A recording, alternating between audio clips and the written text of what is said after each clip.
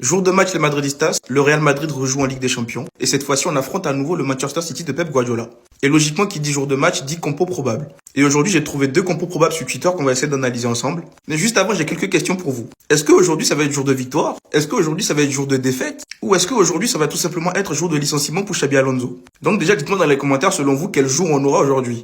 Maintenant, on va passer aux compos probables. La première compo a été proposée par le média Le Journal du Real. Ils sont partis sur un 4-3-3. Au goal, Thibaut Courtois, il n'y a pas de souci. La paire défensive, selon eux, sera Asensio-Rudiger. Logiquement, parce que Militao est blessé, il sera absent pour 3-4 mois. Donc, c'est la meilleure paire défensive qu'on pourrait avoir. En latéral gauche, on aura Alvaro Carreras, logique. En latéral droit, une chose est sûre, Federico Valverde va devoir redescendre. Donc, il y a des fois de chance qu'on voit cette défense déjà, ça c'est sûr. Au milieu de terrain, on a Tchouaméni, Bellingham, Arda Güler. Et devant à droite, on aura Brahim Diaz, Gonzalo dans l'axe et Vini. Et donc, il y aura pas Kylian parce que de ce qu'on sait, il a eu un problème, je crois, au doigt ou je sais plus, il a une blessure, j'ai pas bien regardé le truc. Mais il y a des fois de chance qu'il soit absent. Dans les médias, j'ai vu, il y en a qui ont parlé de Ceballos au milieu, il y en a qui ont parlé de Hendrik devant et pas Gonzalo, d'autres ont parlé de Gonzalo. À droite, je sais pas si c'est Brahim Diaz, Mastantuono, on ne sait pas. Mais déjà, dans les commentaires, dites-moi ce que vous pensez de cette compo-là. Est-ce que pour vous, elle est bien ou pas? Deuxième compo que j'ai trouvé sur Twitter, c'est un 4-4-2 losange. Par contre, cette compo-là, c'est une catastrophe. C'est qui a eu l'idée de la faire? Donc, 4-4-2 losange avec Thibaut Courtois au goal, il n'y a pas de souci. La paire défensive, Carreras, Rudiger. Donc, on va mettre ça là, la face à City. Pour aller où? En défenseur gauche, Fran Garcia. Encore lui? Non, faut m'arrêter le massacre. Défenseur droit, Raúl Asensio. Au milieu, Tchouaméni, Bellingham, Valverde, Arda Güler, ok. Et devant, Rodrigo, Vini. Quand Kylian il est sur le terrain, on se plaint qu'il n'y a pas de neuf. Et là, on veut encore jouer sans neuf. Donc t'as pas de Kylian, au lieu de mettre neuf, tu veux jouer sans neuf. Face à City, c'est quoi ce bourbier? C'est quoi ça? Je préfère largement celle-là, c'est beau. Même s'il y a des trucs qu'on ne sait pas, parce qu'avec Xabi Alonso, on ne sait jamais. Les gars, on va penser qu'il va mettre ça. Lui, il va venir te mettre autre chose, il va tout... Bref. Dites-moi ce que vous en pensez dans les commentaires. Et surtout, pour ne rien louper, vous savez ce qu'il vous reste à faire. Abonnez-vous. Et surtout, à ce soir pour voir ce qui va se passer. L'actu foot côté Real, on se mercredi matin. C'est parti. Jour de match, dia del partido, le Real qui reçoit City à Bernabeu, retour de la Champions League chez nous. On va vous montrer, même s'il y a beaucoup de blessés, voilà ce match-là, je suis confiant moi, toujours confiant. À la Madrid, nada más. Oui, je sais qu'Mbappé, ça se trouve, il sera pas là, à confirmer. Mais bon, pour le moment, ils n'ont pas diffusé l'Asie. Ils attendent de voir ce matin pour voir si il va vraiment jouer ou pas. Mais bon, apparemment, s'il joue aujourd'hui, c'est prendre des risques bêtement. Et en cas d'absence de Mbappé, tout indique qu'Hendrick pourra être titulaire. Franchement, ce mec-là, s'il est titulaire, il va tout donner. Ça, c'est sûr et certain. Hier, il y a eu une petite discussion entre Alonso et Valverde avant l'entraînement. J'en suis sûr que Alonso, là, à ce moment-là, il a dit à Valverde, Valverde, escucha mi hombre, mañana necesitamos de tu ayuda. Por eso, tienes que jugar al derecha. Vale?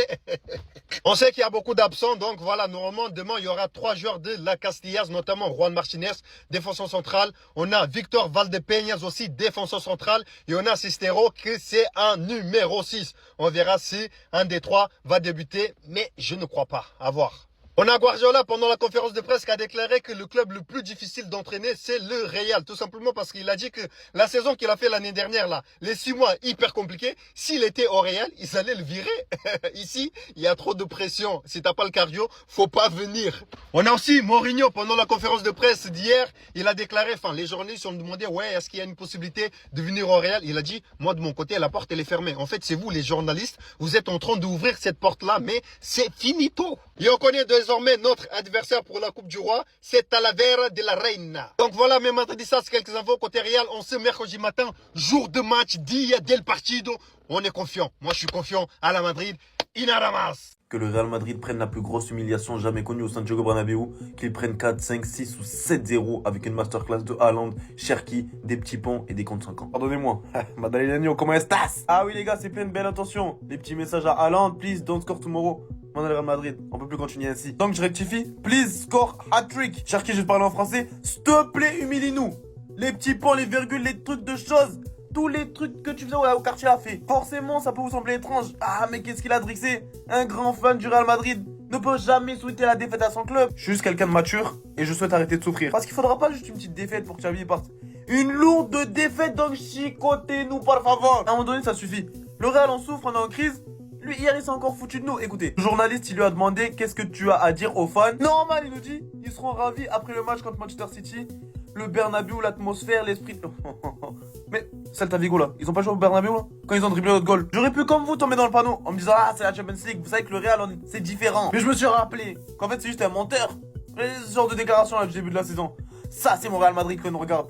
Ça, c'est pas mon Real Madrid. Surtout qu'on y va en nombre réduit. Edu, il est blessé. Hussein, on connaît même pas la date de son retour. Jusqu'à ils ont mis une image en noir et blanc. Mbappé, Lotin, notre seul élément régulier cette saison. Même lui, à l'heure actuelle, il est pas là. Le groupe, il a pas été annoncé parce que on compte que sur lui. Pour les remplacer, on a ramené des petits. C'est pareil, si Mbappé, il est pas là. Qui c'est qui va le remplacer? Rodrigo la boudeuse devrait jouer sur l'aile droite. Sachant qu'on sait que à droite, il a dit je joue pas là-bas. Là, il va jouer par dépit, genre. Du coup, regardez la compo à quoi elle peut ressembler. Même si je souhaitais la victoire, ça ne serait pas possible. Fran Garcia. Vous imaginez quand Cherki va s'approcher avec le ballon? Asensio à droite. En fait, Asensio, le problème n'est pas Asensio. Le problème est Asensio à droite. Tu regardes le milieu de terrain. Ok, en losange, ça paraît correct. Et en attaque, faut vraiment compter sur lui. Son collègue, j'en parle même pas. Hein, parce que lui, on a 32 sans marquer. Lui, on a 11 ou 12 sans marquer. Quand on est à quoi? 43, 44 matchs. Des deux cumulés sans marquer. C'est démarrant ressortir ce genre d'image. À croire qu'ils ont bien charbonné et qu'ils vont inverser la tendance. Hier soir, 23h58. En live, en train de jouer à la play, geeké, au lieu d'aller dormir parce que demain c'est City. Je ne comprends pas comment vous arrivez encore à tomber dans le panneau sachant que tous les jours il ment. Regardez-la moi cette information. Xabi a passé beaucoup de temps avec Hendrik à l'entraînement, il pourrait être titulaire comme Leicester City. Sérieusement les gars, concentrez-vous s'il vous plaît. Ça fait 2 ans que je fais tous les stades du monde pour le libérer et vous croyez que c'est un poste à prendre en neuf, ça sera pas lui, hein. Ça sera lui là, son chouchou. Et s'il faut même mettre les petits U17 en attaque à la place d'Hendrik, il le fera. Papignelet, souffrir ce soir pour mieux se relever par la suite. C'est juste une décision mature. Les Madridistas, Mbappé a quand même été convoqué par Xabi Alonso pour le match de ce soir. Donc pour ceux qui ne le savent pas, la liste officielle des joueurs convoqués pour affronter City ce soir vient de sortir. Et on a quelques surprises. Au goal, il n'y a pas de souci, on a Courtois, Lunin, Fran González. En défense, on a Raúl Asensio, Álvaro Carreras, Fran Garcia, Rudiger, Juan Martinez et Valdepeñas. Juan Martinez et Valdepeñas viennent tous les deux du Castilla. Juan Martinez, il est défenseur central, par contre Valdepeñas, je sais pas trop. Est-ce que c'est un défenseur central? Est-ce que c'est un latéral? Je sais pas. Au milieu, on aura Bellingham, Valverde, Tchouaméni, Arda Güler, Dani Ceballos et Sestero. Sestero qui lui aussi vient du Castilla. Et en attaque, on a Vinicius Junior, Hendrik, Kylian Mbappé du coup, Rodrigo, Gonzalo, Brahim et Mastantuono. Déjà, est-ce que la présence de certains jeunes du Castilla veut dire quelque chose? Je ne sais pas. Est-ce que Xabi Alonso va vouloir faire le fou ce soir? Je ne sais pas. On ne sait pas ce qui nous attend.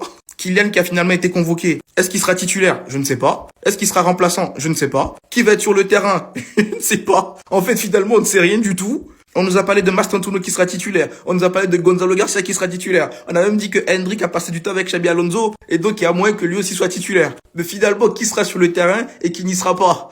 C'est pareil en défense. Il y a eu des jeunes qui ont été convoqués, mais est-ce qu'ils vont jouer? C'est la question que moi je me pose. Moi je vous dis, hein, je suis Alonso, je fais le fou. Hein. S'il y a par exemple, si Valdepeñas c'est un latéral droit de métier, c'est pas grave, c'est City, mais je le mets quand même, je fais le fou et je mets des joueurs à leur place, à leur poste et puis je tente le tout pour le tout. Hein. Parce qu'on ne sait pas à la fin du match ou pas, est-ce que Xabi Alonso son sort est scellé ou pas? On ne sait pas. En fait, finalement, on ne sait rien dans ce club. Bref, dites-moi ce que vous en pensez dans les commentaires et surtout pour nous relouper, vous savez ce qu'il reste à faire. Abonnez-vous. Non, c'est pas que j'ai peur, mais les gars, c'est quoi ça, wesh? C'est quoi ça? C'est quoi cette tête? Mais il est fou, quoi. Ça, c'est la photo que Haaland a mis sur Instagram. Et ça, c'est la photo qu'il a mis sur Snap. Et regardez ce qu'il met là. Madrid next. Mais les gars, c'est quoi ses intentions? Qu'est-ce qu'il veut faire? Il y a quoi? C'est quoi?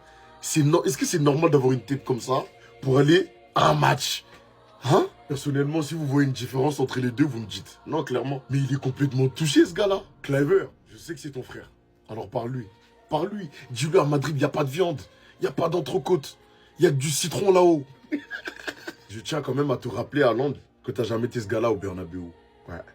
Non, t'as jamais été ce gars-là. Donc sous tes airs d'antagoniste, de méchant ultime, de boss final, tu vas te calmer un peu. J'ai plus peur de ce mec-là, personnellement. Parce que c'est un jour que j'apprécie particulièrement. Et c'est souvent les jours que j'aime qui font du mal à mon équipe. Mais les citizens, calmez-vous. N'oubliez pas que vous êtes nos petits, s'il vous plaît. Même si mon équipe actuellement, elle m'énerve. Ah, elle m'énerve. Et bien sûr, quand je dis mon équipe, je ne parle pas que des joueurs. Hein. Je mets tout le Real Madrid dans le même sac. Vous m'énervez. Mais face aux autres, peu importe le club, je vais toujours vous défendre et vous supporter, même si actuellement vous ne le méritez pas. Mais c'est comme ça, mon cœur est blanc. C'est le duo madrilène, on donne la voix, venez suivre. Les deux là, s'il vous plaît, Cherki, s'il te plaît, s'il te plaît, s'il te plaît. Vous savez que là, tous les Barcelonais, ils sont derrière vous là. On est derrière vous. Ce soir, les joueurs de City se déplacent au Bernabeu. Comme d'habitude avec ces deux équipes, on sait pas ce qui va se passer sur le terrain. Donc comme d'habitude les gars, j'ai demandé à VisiFoot de me faire une analyse. Et l'analyse de l'IA est prête. Parce que oui, VisiFoot c'est une IA qui va analyser totalement ton match. Donc là, on voit la forme des deux équipes. Le Real Madrid, c'est 4 victoires, 1 défaite.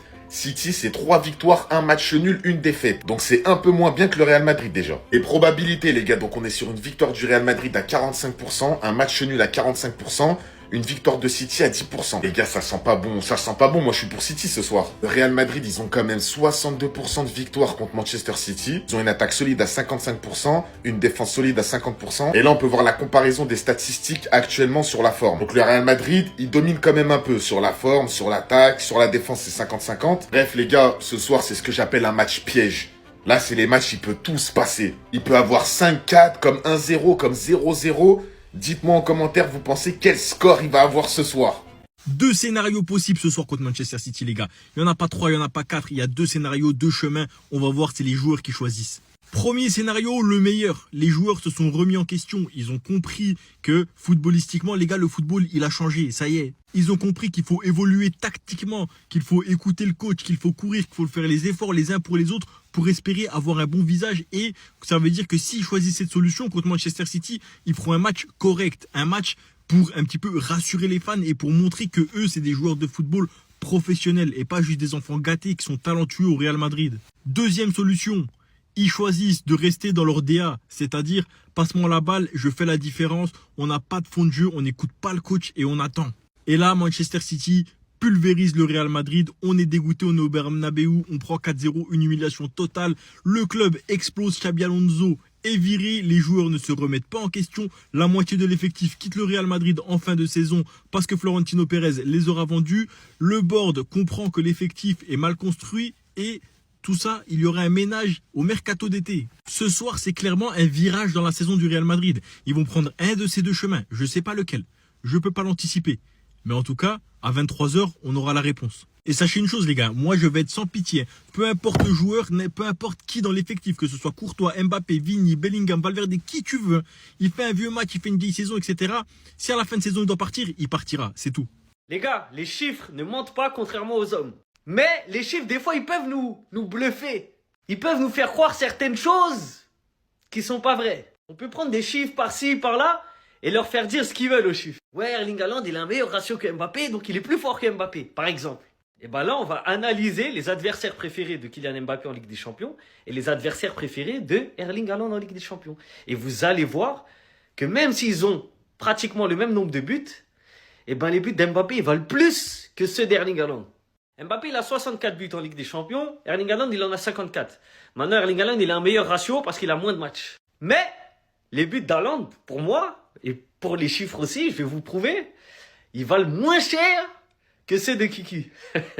On va analyser les adversaires contre lesquels il marque le plus. Et vous allez voir que j'ai raison. On va commencer par Erling Haaland. Son équipe préférée, c'est Séville. Ensuite, Leipzig, Young Boys, Genk, Bruges, Naples, Beşiktaş, Copenhague et le PSG. C'est des équipes contre qui il a mis entre 3 et 6 buts. Voilà, c'est contre eux qu'il marque le plus en Ligue des Champions. Maintenant, on va passer du côté de Kiki. Et là, vous allez comprendre. Les équipes préférées de Kylian Mbappé en Ligue des Champions, c'est qui? Manchester City, FC Barcelone, Bruges, Juventus, Dortmund, Olympiakos, Real Sociedad, Real Madrid, Bayern Munich. Donc vous voyez bien que quand Kylian il marque en Ligue des Champions, c'est face à des vraies équipes de Ligue des Champions. Quand Haaland il marque en Ligue des Champions, c'est face à beaucoup d'équipes d'Europa League. En gros. Et pourtant, tout le monde dit, ouais, Mbappé, dans les grands matchs, il est pas là. Les gars, Bayern, 3 buts. Real, 3 buts. Dortmund, 4 buts. Juve, 4 buts. Barcelone, 6 buts. City, 7 buts. Comment vous pouvez dire qu'il n'est pas là? Celui qui n'est pas là dans les grands matchs, c'est Erling Haaland, les gars. C'est quand qu'il marque contre des grandes équipes. Sauf le PSG. Là, il a mis 3. Ah, c'est la seule grande équipe ici. Donc certes, il n'y a que 10 buts d'écart entre eux. Mais les gars, ceux-là, là, c'est plus fort. Moi, j'ai une question à poser. Est-ce qu'aujourd'hui, ils vont fermer stade ou pas? Est-ce qu'ils vont fermer? Parce que j'ai entendu plusieurs fois, ouais, quand c'est chaud, quand ils sont méchants, ils ferment stade. Mbappé, toi là, tu fuis pour aller où? Tu fuis pour aller où? Non, moi, j'aime pas ça, j'aime pas ça. Parce que là, j'ai l'impression qu'ils sont en train de saboter Xabi Alonso. Moi, Xabi Alonso, je l'aime bien. Xabi Alonso, c'est un coach. Tous les matchs, il change de tactique, il change de joueur. J'aime bien. Xabi Alonso, c'est un coach. Les joueurs n'ont pas confiance en lui. Moi, j'aime bien ça. J'aime que ça se passe comme ça. Donc, j'aime pas vos histoires-là. J'ai pas entendu stade fermé. J'entends Mbappé, il joue pas. Kamavinga, il joue pas. Vous faites exprès ou quoi? Moi, je veux Xabi Alonso, il vit ça au Camp Nou. Non, mais en même temps, si City les attrape là, c'est bonne chose. Deux coachs, même pas un an et demi. Dans tous les cas, ce que je veux pas, il y a Haaland, il y a City, il y a Cherki, il y a tout le monde là-bas là. Il y a Pep. Vous allez vivre ça aujourd'hui, restez branchés. Vous allez tout T.